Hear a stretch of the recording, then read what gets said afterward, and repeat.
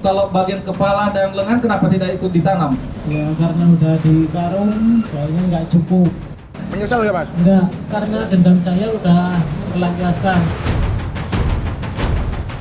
Kuwi kok piyake? Nggih ban niku tak dimutilasi niku teng kamar mandi.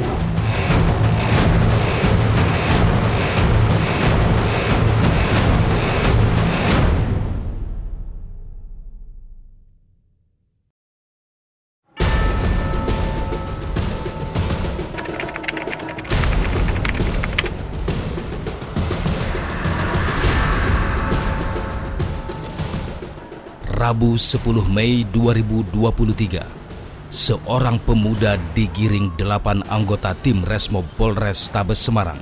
Kedua tangannya terikat borgol, kaki kirinya terbungkus perban. Sudah bisa dipastikan pemuda ini adalah pelaku kejahatan. Siapa sangka di balik wajahnya yang polos ini, ternyata ia seorang pembunuh berdarah dingin. Namanya M. Hussein. Ia diringkus di tempat persembunyiannya di wilayah Banjarnegara, Jawa Tengah pada Selasa sore pekan lalu. Hussein terpaksa dilumpuhkan dengan timah panas karena berusaha melarikan diri saat hendak dibawa ke Mapolres Tabes Semarang. Lalu, perbuatan apa yang dilakukan oleh Hussein?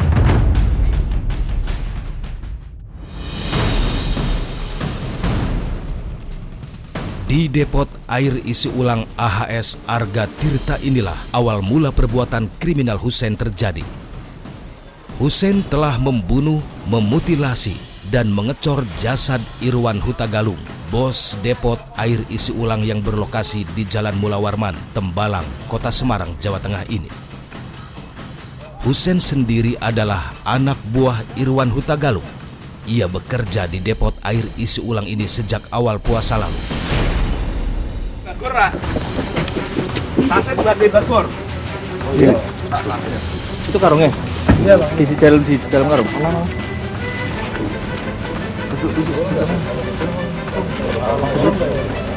Kuat rak pijakan itu. Si. Hati-hati lho.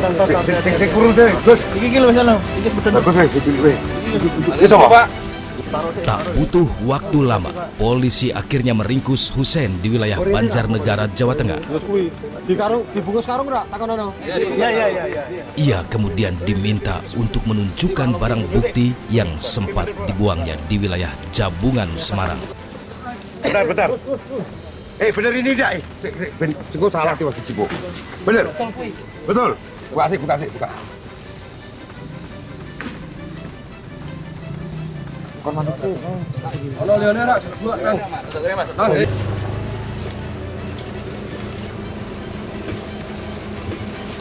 Orangnya di. Kita tok lho, darah. Ini kan darah ini.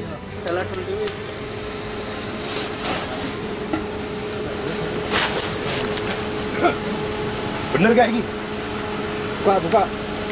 Nah itu, cek, buka. Buka, kamu yang buka. Jadi karpetnya biru, bener tak? Ya, dikeluarin. Itu apa, BPKB? Keluarin.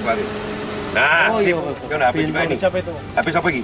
Dari tempat inilah, polisi menemukan barang bukti berupa tas, telepon genggam, dan BPKB kendaraan milik korban yang dibungkus menggunakan karung.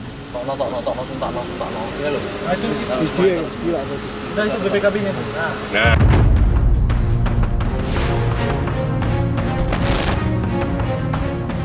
Polisi terpaksa melakukan tindakan tegas terukur kepada Hussein karena ia berusaha melarikan diri saat hendak dibawa ke Mapolres Tabes Semarang. Sadis, ternyata Hussein memutilasi bosnya itu dalam keadaan hidup. Hussein mengaku kesal kepada Irwan Hutagalung karena ia kerap dimarahi dan dianiaya. Hussein akhirnya membunuh dan memutilasi tubuh Irwan menjadi 4 bagian. Potongan tubuh Irwan kemudian dicor di samping toko air isi ulang. Posisi korban sedang tidur nyenyak. Sedang tidur? Iya. Waktunya kapan itu? Kamis malam. Iya, Kira-kira jam berapa? sekitar jam 8 setengah 9. Ya, jam 8 korban masih nongkrong di angkringan. Ya, seperti setelah itu. Oke. Terus kamu tusuk sebelah kanan. Iya, sebelah kanan, terus pindah ke sebelah kiri. Setelah 2 kali tusukan, saya tinggal keluar dulu. Ke angkringan. Iya, Oh, gantian. Nah, terus apa yang kamu lakukan di angkringan? minum, Kemudian terus sekitar jam 4 pagi saya masuk lagi. ya. Saya mulai eksekusi lagi. Terus mayatnya saya seret ke samping. Itu jam 4 subuh. Iya, Jumat pagi. iya. Ya, terus dicornya kapan? Hari Sabtunya. Hari Sabtu. Pagi, siang, sore. Sore. Hari Sabtu sore dicor. Iya. Oke. Semennya dari mana? Ambil di rumah Rumah mana? korban. Oke. Yang di perumahan Sumur Boto. Oh, di Sumur Boto. Iya. Kamu ke sana ngambil, tahu kalau di sana ada semen. Ada, iya, tahu. Kemudian ada pasir dari Iya, mana? dari sana juga. Dari sana juga. Kalau bagian kepala dan lengan kenapa tidak ikut ditanam? Ya karena udah di karung, jadi cuma dilumurin. Lumurin apa? Lumurin semen sama pasirnya. Oke. Soalnya nggak cukup. Nggak muat itu lubangnya. Iya. Oke. Berapa jumlah hasil dagangan yang kamu ambil? 7 juta Dipergunakan untuk apa? buat senang-senang, Seperti buat makan, rokok. Iya, hari Sabtu nyari cewek. iya, Di mana nyari ceweknya? di Banjarsari. Aksi pembunuhan ini ternyata sudah direncanakan oleh Hussein sejak Senin 1 Mei 2023 lalu. Tak disangka, inilah jawaban Hussein ketika ditanya apakah ia menyesali perbuatannya. Menyesal nggak Mas? Enggak, Kenapa Mas? Kenapa nggak nyesal? ya karena dendam saya udah Terlampiaskan. terlampiaskan. Atas perbuatannya, Hussein terancam hukuman berat. Pada bersangkutan akan dijerat dengan pasal KUP pasal 340 pembunuhan berencana, di mana disebutkan dalam pasal itu ancaman hukumannya hukuman 20 tahun penjara. Peristiwa mutilasi di wilayah Semarang, Jawa Tengah ini ternyata bukan yang pertama kali terjadi. Sebelumnya, peristiwa pembunuhan yang disertai mutilasi juga pernah terjadi di sebuah kamar kos di Kecamatan Bergas, Kabupaten Semarang.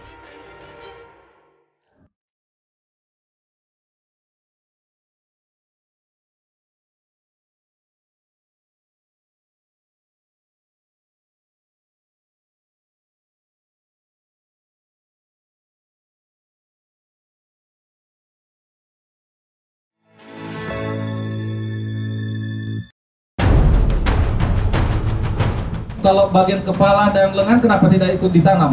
Ya karena udah di karung, soalnya nggak cukup. Menyesal nggak Mas? Enggak, karena dendam saya udah terlampiaskan. Tapi kok biaknya? Nggih ban niku tak dimutilasi niku teng kamar mandi.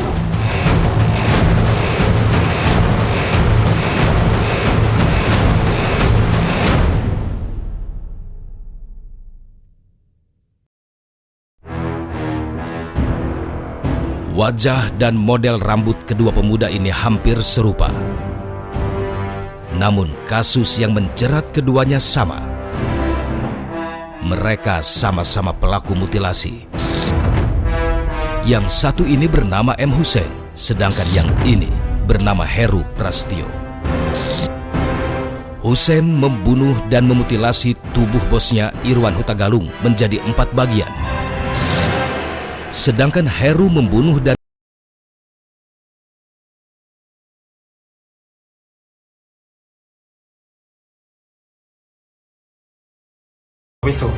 Heru Prastio diringkus di rumah kerabatnya di Kecamatan Gemawang, Temanggung, Jawa Tengah. Terus gede niku. Terus? Tapi kok biaknya? Nggih ban niku tak dimutilasi niku teng kamar mandi.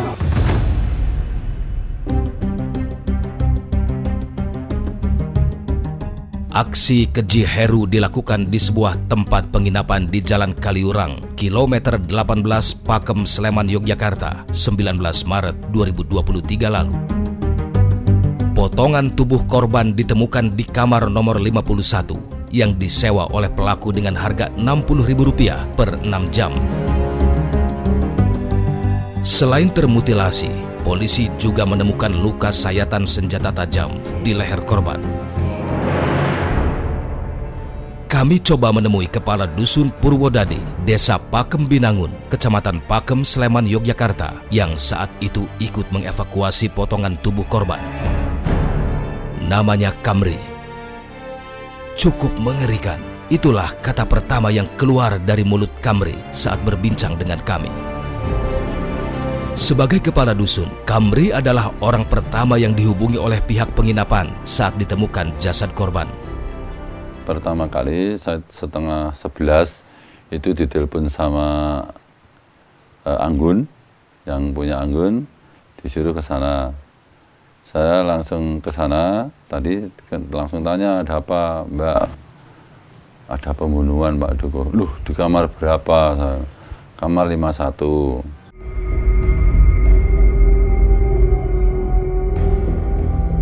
Setelah dilakukan penyidikan mendalam, Heru Prastio akhirnya ditetapkan sebagai tersangka dalam kasus mutilasi ini. Lalu bagaimana awal mula korban bisa terbunuh? Pada saat itu pelaku mempunyai ide untuk mendapatkan uang secara cepat. Sehingga timbul idenya yaitu mengambil barang milik korban. Pada saat itu pelaku menghubungi ada 3 teman pelaku, 3 orang gadis teman pelaku yang untuk diajak ketemu. Namun yang hanya mau ketemu yaitu hanya korban saja. Dan dibawa ke Wisma Anggun 2 tersebut dan kemudian terjadilah pembunuhan itu. Dan inilah barang bukti yang disita polisi terkait mutilasi yang dilakukan oleh Heru Prastio. 2 unit sepeda motor ini adalah kendaraan yang masing-masing digunakan oleh Ayu dan Heru saat peristiwa pembunuhan terjadi. Motif pembunuhan yang disertai mutilasi ini sendiri berlatar belakang utang piutang. Pelaku mempunyai hutang di 3 aplikasi pinjol, yang mana total hutang pelaku di pinjol tersebut ada sejumlah total 8 juta rupiah. Kasus pembunuhan yang disertai mutilasi sudah sejak lama dilakukan oleh para pelaku kejahatan. Motifnya pun beragam.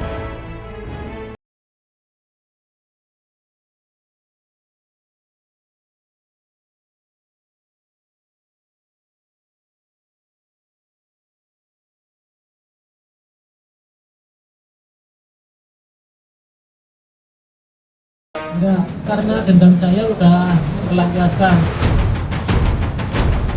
Tapi kok biaknya? Nggih Pak niku tak dimutilasi niku teng kamar mandi.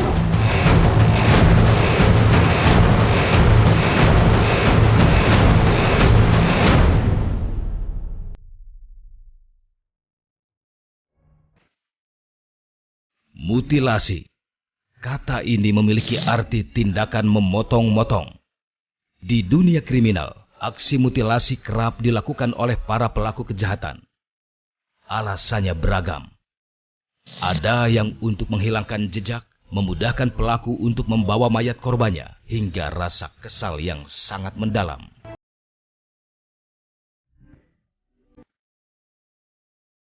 Sebuah koper berwarna merah ditemukan di tepi Jalan Raya Tenjo, Kampung Baru, RT 2 RW 2. Desa Singabangsa, Kabupaten Bogor, Jawa Barat. Koper berisi potongan tubuh manusia ini ditemukan oleh warga yang kebetulan sedang melintas. Tak butuh waktu lama, polisi akhirnya meringkus pelaku. Pria berinisial DA ini merupakan sopir taksi online. Ia adalah teman dekat korban yang berinisial R, seorang penerjemah bahasa Mandarin yang tinggal di wilayah Cisauk, Tangerang. Korban dan pelaku adalah penyuka sesama jenis.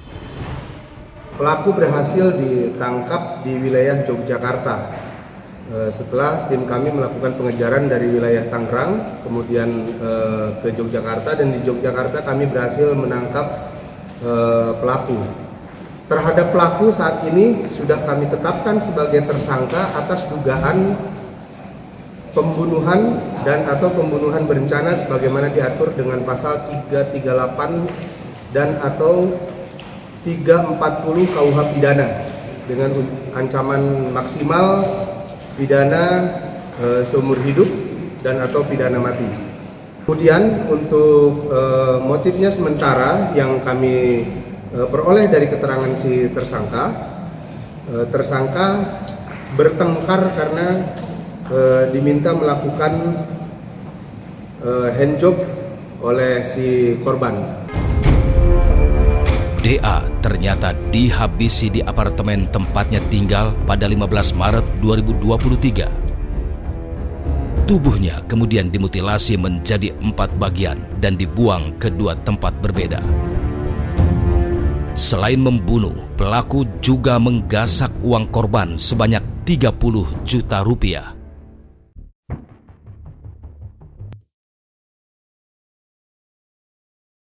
Selain membuang badan dan tangan di Jalan Raya Tenjo, pelaku juga membuang kepala dan kaki berikut gerinda yang digunakan untuk memotong tubuh korban di Sungai Cimanceri. Pencarian terus dilakukan, sampai akhirnya potongan korban lainnya berhasil ditemukan.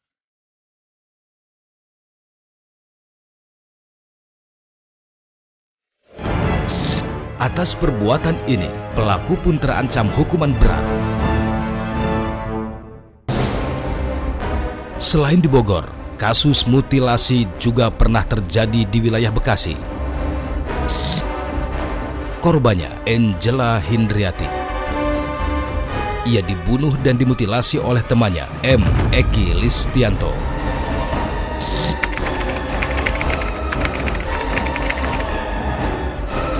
Potongan tubuh Angela ditemukan di dalam box kontainer di kamar mandi kontrakan pelaku di Kampung Buaran, Desa Lambang Sari, Kecamatan Tambun Selatan, Kabupaten Bekasi, akhir Desember 2022 lalu. Angela dilaporkan hilang oleh pihak keluarga sekitar tahun 2019. Keluarga meyakini kalau Angela dihabisi karena sang pelaku, Eki Listianto, hendak menguasai harta Angela. Eki itu umurnya 31 tahun. Pada waktu Juni 2019 dia sudah punya istri. Terus hubungan sama adik saya yang umurnya 51 tahun, selisihnya 20 tahun. Dan menurut saya adik saya itu nggak cantik. Nah, apa tujuannya? Kan gitu. Sehingga motif itu yang menurut saya agak aneh. Sehingga memang tujuan berkenalan dengan Ati, mendekati Ati itu karena adanya ingin menguasai apartemennya.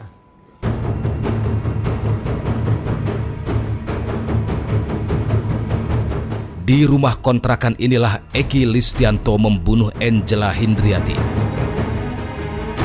Warga sekitar mengenal sosok Eki Listianto sebagai pribadi yang jarang bergaul. Sehariannya ya terus saya nggak tahu karena memang orangnya kesana tertutup. Jadi jangankan saya yang di sini, tetangga sebelahnya pun Pak Fajar sama sekali belum pernah tegur sapa. Dan bagaimana Eki Listianto bisa tertangkap? 11 atau jam setengah 12-an lah itu dia pulang. Pulang dengan mengendarai mobil Mazda CX-5 warna putih. Tapi di dalam juga ada cewek juga. Gitu. Posisinya dia mundur di depan situ. Kita lagi ngobrol di sini, saya, Pak RT Alpian, pemilik kontrakan Pak Alexander, polisian, Pak RW. RT nanya, itu mobil siapa bang? Saya bilang, lah nggak tahu, saya nggak kenal, itu baru. Jangan-jangan dia nih, gitu kan. Coba tolong teman, stop. Saya teriak ke teman saya itu yang namanya Nosan di depan. Baru mau di stop, dia malah tancap gas. Wah, saya bilang kejar. Kejar kan tuh. Nah, ada 4 motor lah, temen sama Pak RW, Pak RT, berikut anggota Presmom juga ikut. Ke di tengah jalan dapat lah. Begitu di stop, suruh buka kaca sama PMJ, dilihat benar bahwa dialah si Eki. Tak bisa dibayangkan apa yang ada di pikiran pelaku saat memotong-motong tubuh korbannya. Sungguh perbuatan yang sangat keji.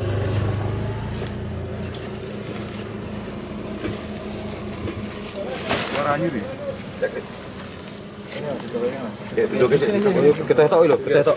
Darah. Ini kan darah ini.